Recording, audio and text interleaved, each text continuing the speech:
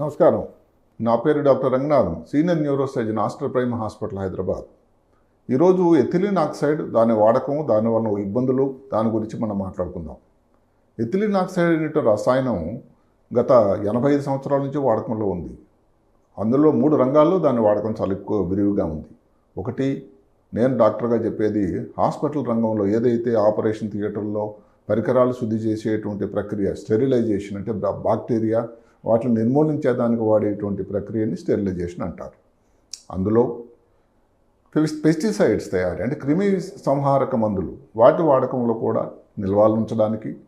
మూడోది, ఈ స్పైసెస్ అంటే సుగంధ ద్రవ్యాలు, చిరుధాన్యాలు, మసాలాలు ఇలాంటివి ఎక్కువ సంవత్సరాలు ఈ బాక్టీరియా ఇలాంటివి రాకుండా ఉండేదానికి నిల్వగా ఉండే ఉపయోగకరంగా అంటే స్టోరేజ్ ఫెసిలిటీ కోసం కూడా. అసలు నిజానికి ముఖ్యంగా మొట్టమొదటిసారి వాడింది 1938 సంవత్సరంలో అమెరికాలోనే ఈ సుగంధ ద్రవ్యాలు తాలూకా నిల్వ కోసం వాడారట. అంటే ఇదేదో ఇప్పుడు వచ్చింది కాదు. అయితే మరి ఎందుకు ఈ విషయం తెర మీదకి వచ్చింది? గత కొన్ని రోజులుగా ఈ ఎవరెస్ట్ మసాలా ఏదైతే చాలా పాపులర్ బ్రాండ్ ఇండియా నుంచి, ఎవరెస్ట్ మసాలా, ఎండిఆర్ మసాలాలు రెండు, ఒకటి ముందు వచ్చి సింగపూర్ దేశంలో, రెండోది హాంకాంగ్లో కూడా దాన్ని బ్యాన్ చేయడం జరిగింది, నిషేధించారు. దానికి కారణం ఏమిటి అంటే అక్కడ పరిశోధనల ప్రకారం ఈ ఎథిలిన్ ఆక్సైడ్ ఉండవలసిన మోతాదు కంటే మనుషులకు హానికరమైన మోతాదులో ఉంది. దానివలన ఇప్పుడులో ఇమీడియట్గా ఏం లేకపోయినా కూడా కొన్ని సంవత్సరాల్లో క్రానిక్ యూసేజ్ అంటే ఎక్కువ రోజుల వాడకం వల్ల, ఎక్కువ సంవత్సరాల వాడకం వల్ల కొన్ని రకాలటువంటి క్యాన్సర్లు వచ్చేటువంటి కార్సినోజెనిక్ అంటారు అవకాశం ఉంది అని వాళ్ళు చెప్పారు. ముఖ్యంగా ఏ క్యాన్సర్లు అంటే రొమ్ము క్యాన్సర్ కానీ, లింఫోమా అని కానీ. ఇక్కడ 2 విషయాలు ఏమిటంటే ఎన్ని సంవత్సరాల్లో వాడితే వస్తుంది అని మనకు తెలియదు వారి సమాచారం నుంచి. రెండోది, ఎంత శాతం ఎక్కువ ఉంది అని కూడా అది 2 దేశాల వాళ్ళు కూడా ఇంకా ప్రకటించలేదు. నిజానికి ఏమిటంటే ఈ ఎవరెస్ట్ మసాలను మనం వెనకేసుకొని రావడం కాకపోయినా ఇది 57 సంవత్సరాల చరిత్ర ఉన్నటువంటిది. 80 దేశాల్లో దీని తాలూకు వాడకం ఉంది. అంటే ఏదో కారణాలు ఉండుంటాయి, అదిగా మనం గమనించాల్సి ఉంటుంది. ఇప్పుడు హాస్పిటల్కి వాడకంలో ఉందనుకోండి, ఇప్పుడు హాస్పిటల్లో కొన్ని ఎక్విప్మెంట్ ఉంటాయి, రీయూజబుల్ ఐటమ్స్ అండి, రెండోసారి వాడేవి. ఇప్పుడు కొన్ని ఎక్విప్మెంట్ ఇన్స్ట్రుమెంట్స్ వాడుతూ ఉంటాం, దానికి ఏదో రబ్బర్ తొడుగులు ఉంటాయి, టిప్స్లో రబ్బర్ తొడుగు లాంటివి ఉంటాయి. ఇవన్నీ మళ్ళీ చాలా కాస్ట్లీ ఎక్విప్మెంట్ కాబట్టి ఒకేసారి వాడేసి పడేయడానికి లేదు, డిస్పోజబుల్ కాదు, అది రీయూజబుల్ అంటాం. అలాగే కొన్ని ట్యూబులు కానీ కొన్ని ఇలాంటివన్నీ వాడుతూ ఉంటాం. ఈ వాడకంలో స్టెరిలైజేషన్ అనేది చాలా ముఖ్యమైన ప్రక్రియ. రెండో పేషెంట్గా వాడేటప్పుడు క్యాత్ ల్యాబ్లో కానీ, ఆపరేషన్ థియేటర్లో కానీ, కార్డియక్ సర్జరీలో కానీ, న్యూరో సర్జరీలో కానీ ఉండేటువంటి ఈ కార్టరీ వ్యానవి లేకపోతే షంట్ ట్యూబ్స్ ఇలాంటి వాటిల్లో ఇది వాడుతూ ఉంటాం. ఇది వాడినప్పుడు ఏమిటి, దానివల్ల ఈ బాక్టీరియా అనేది పూర్తిగా నిర్మూలన చేసి పేషెంట్కి ఏమాత్రం కూడా హాని జరగకుండా ఉండేటువంటి చాలా గొప్ప ప్రక్రియ. ఇది గత 40 సంవత్సరాల నుంచి ప్రపంచం అంతా వాడుతూ ఉన్నారు. 50% ఏదైతే పరికరాలు అన్ని ఆపరేషన్ థియేటర్లో వాడే పరికరాల్లో ఈ ప్రక్రియ ద్వారా స్టెరిలైజేషన్ జరుగుతూ ఉంది. ముఖ్యంగా ఏం చెప్తారంటే ఏ ఇన్స్ట్రుమెంట్స్ అయితే ఎక్కువ అత్యధిక వేడైనా తేమ ఉండేటువంటి ఇబ్బందులు రాకుండా ఉండేటట్టు అయితే అవి డ్యామేజ్ అయ్యే అవకాశం ఉంది. అలాంటి వాటిని కాకుండా ఇది నాకు తెలిసిన సమాచారం ప్రకారం ఏంటంటే ఈ ఇన్స్ట్రుమెంట్స్ అన్నీ కూడా దగ్గర 24 గంటల సేపు చేస్తూ ఉంటారు. తర్వాత దానికి ఆ సమయం అయిపోయిన తర్వాత ఏదైతే ఇండికేటర్ వస్తుందో దాన్ని బట్టి నెమ్మదిగా ఓపెన్ చేసి అన్ని జాగ్రత్తలు తీసుకుంటే అక్కడ ఉండేటువంటి టెక్నీషియన్స్ స్టెరిలైజేషన్ చేసేటువంటి ఒక చోటు ఉంటుంది, వాళ్ళు అన్ని జాగ్రత్తలు తీసుకుంటూ ఉంటారు. ఇప్పుడు ఇక్కడ వాడకం కూడా ఇప్పుడు మనకు డాక్టర్ ఉండే సిస్టర్లు కానీ వాడేటప్పుడు ఎథిలిన్ ఆక్సైడ్ ఎక్స్పోజర్ ఒక ప్రమాదం ఉంది. డాక్టర్లకి ఏంటి, సిస్టర్లకు కానీ ఏంటి ప్రమాదం, ఎప్పుడో లాంగ్ టర్మ్గా వాడేటట్టు కొన్ని కేసులు అంటే ఏదో చాలా తక్కువ శాతమే. ఏదో ఒకసారి ఇప్పుడు 1996లో ఒక పత్రం వచ్చింది అంటే అక్కడ దానికి ఎక్స్పోజర్ అయినటువంటి కొంతమంది నర్సుల్లో చేతులు కాళ్ళు వీక్ అయిపోయి పెరిఫెరల్ న్యూరోపతి అనేది తిమ్మిర్లు, మంటలు, తలనొప్పి రావడం, జ్ఞాపక శక్తి కోల్పోవడం ఇలాంటివి ఇబ్బందులు వచ్చాయని. కానీ అది ఆగిపోయిన తర్వాత మళ్ళీ అది రివర్స్ అయిపోయిందని. అది క్రానిక్ ఎక్స్పోజర్ అనేది. అక్యూట్ ఎక్స్పోజర్ ఏంటి, సడన్గా ఒకేసారి ఎక్కువ అమౌంట్కి ఎథిలిన్ ఆక్సైడ్ బాధకు ఏదో లీక్ అయింది, ఏదో కెమికల్ లీక్ అయింది, ముఖ్యంగా ఎథిలిన్ ఆక్సైడ్. దానివలన వచ్చేటువంటి మెదడు లోపల ఉండేటువంటి రక్తనాళాలు సన్నంగా అయిపోయి వ్యాసో కన్స్ట్రిక్షన్ అనే ప్రక్రియ జరిగి దానివలన కంటిలో చూపు ఒక వ్యక్తికి పోయి, అదే కాకుండా కంటిలో ఇన్ఫాక్షన్ అంటాం, ఆ ప్రాంతంలో రక్తం సప్లై లేకపోవడం జరిగింది. అయితే అదృష్టం ఏంటంటే ఇవన్నీ కూడా మళ్ళీ రికవర్ అయిపోయినాయట. అంటే ఇవన్నీ కూడా ఇబ్బందులు, ప్రమాదం హెచ్చరిక చేయడానికి, జాగ్రత్తలు తీసుకోవడానికి. ఇప్పుడు ఆపరేషన్ థియేటర్ల గురించి మాట్లాడినట్టయితే ఎవరైతే ఈ ఎథిలిన్ ఆక్సైడ్ దానికోసం ఎక్స్పోజ్ అయ్యే వాళ్ళు ముఖ్యంగా గాగుల్స్ వాడాలి. అంటే కళ్ళను ఎందుకంటే 2 రకాలుగా అది ఎక్స్పోజ్ అవుతుంది. చేతులు మనం డైరెక్ట్గా దానికి ఎక్కడైతే తగులుతామో అక్కడ కానీ, లేదంటే గాలి తీసుకోవడం ద్వారా కానీ జరుగుతుంది, కంటికి కానీ జరుగుతుంది. ఈ 3 ప్రక్రియలు. చేతులు తగలకుండా, శరీరానికి అంటకుండా ఉండడానికి గ్లౌసు, బూట్సు, అలాగే లేకపోతే కొన్ని గౌన్స్ ఇలాంటివి వాడాలి.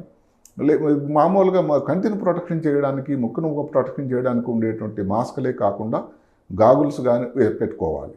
అన్నిటికంటే ముఖ్యమేంటి, ఎవరైతే ఒకవేళ కాంటాక్ట్ లెన్సెస్ వాడి దీనికి ఎక్స్పోజర్ అయితే కాంటాక్ట్ లెన్సెస్ తీసేసి దానిని దగ్గరకు వెళ్ళడం చాలా చాలా ఉపయోగకరం, లేకపోతే ప్రమాదం చాలా హెచ్చుగా ఉంటుంది. ఆ కాంటాక్ట్ లెన్స్ డ్యామేజ్ అవ్వచ్చునని ఒక మాట చెప్తూ ఉన్నారు. ఈ ఎవరెస్ట్ మసాలాలో ముఖ్యంగా ఈ ఫిష్ కర్రీ మసాలా అనే దాన్ని ఎండిఆర్లో మద్రాస్ మిక్స్డ్ పౌడర్ అని, సాంబార్ మసాలా అని, మిక్స్డ్ మసాలా అని వాటిలోనే మరి అందులో ఎన్ని వెరైటీస్ ఉన్నాయి, ఇందులోనే జరిగింది. ఇదే కాకుండా 2023లో కూడా అమెరికాలో FDA ఉంటుంది. దాంట్లో ఈ ఎవరెస్ట్ మసాలా మీద డ్యాగ్ కనపడింది. అందులో ఈ సాల్మనెల్లా అనేటువంటి స్పీషీస్ బ్యాక్టీరియా, అంటే ఏమిటి, టైఫాయిడ్ వచ్చేటువంటి దానికి కారణభూతమైనటువంటి బ్యాక్టీరియా ఉందని వాళ్ళు అప్పట్లో బ్యాన్ చేశారు. ఆ తర్వాత 23 తర్వాత దాని గురించి మనకి ఇంకా తెలియదు. అలాగా ఈ MDR కూడా దాంట్లో కూడా సాల్మనెల్లా అంటే ఏదైతే టైఫాయిడ్ వచ్చేటువంటి బ్యాక్టీరియా ఉంది దాన్ని నిరోధించాలి అని వాళ్ళు అక్కడ ఆపేశారు. అంటే అప్పటి నుంచి ఈ 2 కంపెనీల మీద కొన్ని వెరైటీస్లో డ్యాగకన్ను పడింది. ఇప్పుడు ఈ సింగపూర్, హాంకాంగ్ దేశాలు వాళ్ళు దాన్ని నిరోధించడం, దాన్ని బ్యాన్ చేయడం వల్ల మళ్ళీ ఒకసారి తెర మీదకి వచ్చింది. నేను చెప్పేదాళ్ళు ఏమిటంటే ఇది ఎప్పుడూ 85 సంవత్సరాలు వాడుతున్నటువంటి గొప్ప ఉపయోగకరమైన రాసాయనికం. దాని ఉపయోగాలు చాలా ఉన్నాయి. అయితే ఏదన్నా కానీ కత్తి మీద సాము, డబుల్ ఎడ్జ్డ్ వెపన్ అంటాం, అది అలాంటప్పుడు దానికి జాగ్రత్తలన్నీ తీసుకోవాలి. ఉదాహరణకు ఇప్పుడు పెస్టిసైడ్ స్ప్రే చేసే వాళ్ళు తగ్గుతున్నటువంటి రెస్పిరేటర్లు అడిగి పెట్టుకోవాలి, ఇబ్బంది రాకుండా, దానికి హాని రాకుండా ఉండాలి. ఆపరేషన్ థియేటర్లో వాడే వాళ్ళు కూడా అదే పద్ధతి. ఇప్పుడు రేడియేషన్ ఉందండి, రేడియేషన్ ఉండి వాడి దగ్గరకు ఉండేటువంటి డాక్టర్లు కానీ, ఈ టెక్నీషియన్స్ కానీ వాళ్ళు కూడా రేడియేషన్ ఛాన్స్ ఉంటుంది. ఈ రేడియేషన్ కోసం ఒక రేడియోమీటర్ ఒక చిన్నది ఒకటి ఉంటుంది. అంటే ఎంత రేడియేషన్కి ఒక వ్యక్తి నెలలో ఎక్స్పోజ్ అయ్యాడు, 2 నెలలు ఎక్స్పోజ్ అయ్యాడు అని ఒకటి ఉంటుంది. అలాంటిది ఎథిలిన్ ఆక్సైడ్ వాడకంలో కూడా అవసరం పడుతుందా అని ఈ విషయం కూడా ప్రభుత్వం వారు ఈ విషయం గమనించాల్సి ఉంటుంది. ఎథిలిన్ ఆక్సైడ్ వాడకం ఎంత ఉందో ఉపయోగమో దానివల్ల ఇబ్బందులు కూడా ఉన్నాయి. కాబట్టి మన భారతదేశంలో కూడా ఇలాంటి ఈ మసాలాలు వీటిల్లో దాని మీద ఎంత ప్రమాదం ఉంది అనేటువంటి పరిశోధన చేసి దాని మీద చర్యలు కూడా ICMR వాళ్ళు తీసుకోవాల్సిన అవసరం కూడా ఉంది. అయితే 80 సంవత్సరాల దేశాల్లో ఉంది, మిగతా దేశాల వాళ్ళు ఎందుకు బ్యాన్ చేయలేదని మనం చెప్పడానికి ఇక్కడేమి మన దగ్గర శాస్త్రపరంగా మన దగ్గర ఆధారం ఏం లేదు.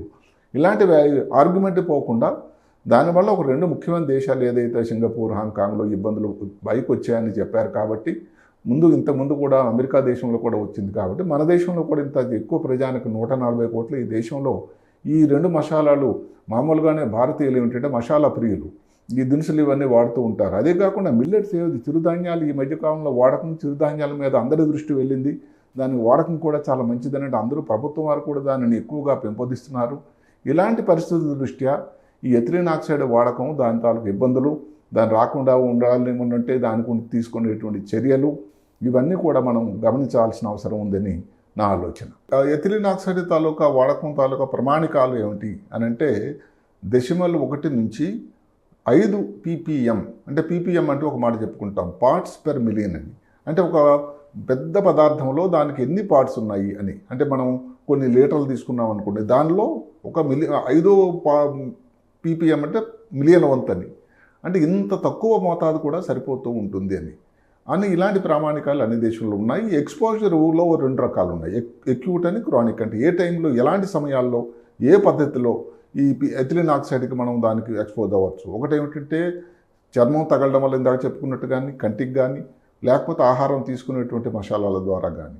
వీటిని ఎక్యూట్ అంటే సడన్గా ఒకేసారి ఎక్స్పోజర్ అవ్వడం. దానివల్ల ఏమిటంటే కళ్ళు, తర్వాత గొంతుకు లోపల ఉండేటువంటి మ్యూకస్ మెంబ్రెయిన్స్ ఇవన్నీ ఇబ్బంది అవకాశం ఉంది. అయితే దానికి కావాల్సింది ఎక్కడంటే ఇందాక చెప్పినటువంటి ppm అనేది 1, 6, 5 కాదు, 250 అట. అలాంటి ఎక్స్పోజర్ ఎక్కడో ఇండస్ట్రీలో ముఖ్యంగా ఈ తయారు చేసేటువంటి పరికరాలు చేసేటువంటి వాటిలో కానీ ఇలాంటి అవకాశం ఉంది. కానీ మామూలుగా హాస్పిటల్ ఇలాంటి దాంట్లో అవకాశం అది లేనే లేదు. ఈ ఏదైతే వాడేటువంటి మసాలాలో కూడా ఇది ఉండడానికి ఆస్కారం కూడా లేదు. ఏమైతేనేమి ఈ ఎథిలీన్ ఆక్సైడ్ అన్నది ఎంత ఉపయోగకరమో దాంట్లో ఉన్నటువంటి చిన్న చిన్న ఇబ్బందులు కూడా ఉన్నాయి. జాగ్రత్తల్లో ముఖ్యంగా మళ్ళీ ఇంకోసారి చెప్తున్నాను ఏంటంటే గాగుల్స్ కానీ గ్లవ్స్ కానీ కాంటాక్ట్ లెన్స్ ఉండే వాళ్ళ దగ్గరికి వెళ్ళకూడదు, మాస్క్ పెట్టుకోవాలి. ఈ కోవిడ్ టైంలో ఒక ఎక్విప్మెంట్ వాడేవాళ్ళం. పర్టికులర్గా ఎవరైతే స్టెరిలైజేషన్ రూమ్లో వాడేవాళ్ళు అక్కడ ఉండేటువంటి టెక్నీషియన్లు నిపుణులు ఈ PPE the personal protection equipment Covid టైంలో అందరూ వాడేవాళ్ళం. అదే రెస్పిరేటర్ పెట్టుకోవడం, గాలి తీసుకోవడం, మామూలు మాస్క్ అయితే సరిపోవచ్చును. ఇలాంటి ఎక్విప్మెంట్ వాడినట్టయితే ఈ ఎక్విప్మెంట్ తయారు దీని తాలూకా శుద్ధి చేసేటువంటి కార్మికులు వాళ్ళకు కూడా ఇలాంటి ఇబ్బందులు రాకుండా ఉండడానికి ఆస్కారం ఉంటుంది. ఏదైతేనేమి ప్రివెన్షన్ బెటర్ దాన్ క్యూర్, అంటే ఇబ్బందులు వచ్చిన తర్వాత దాన్ని వైద్యం చేయడం కన్నా ఈ రాకుండా ముందు జాగ్రత్తలు తీసుకున్నట్టయితే మానవాళికి ఏమి హాని జరగదని నా ఆలోచన.